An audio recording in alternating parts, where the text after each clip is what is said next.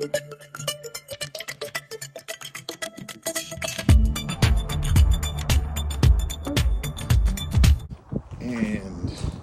now I've got the Rivian charger in the box. I've got Red Bull. I've got all the things I need. Let's turn this into a junction box and wire up the charger. All right, got the charger here.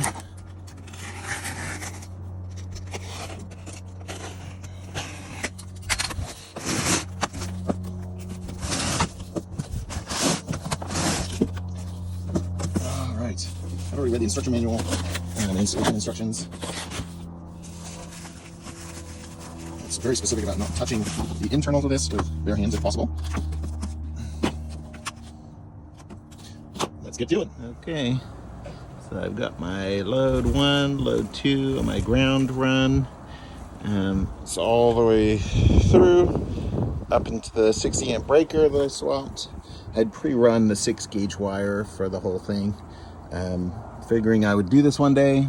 I've got my dip switches set. Obviously the brake's off, time to put the faceplate on. It's charging, you can see the green light. I hooked it up to Wi-Fi and whatnot. The car says, oh, it's gone down. We were getting 27 miles.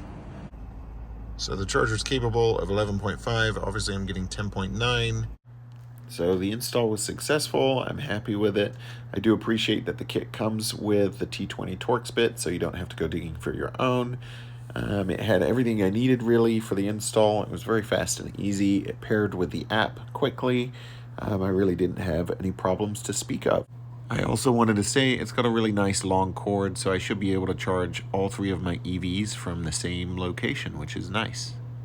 Quick reminder that you can use your referral points to get $750 off the $800 charger.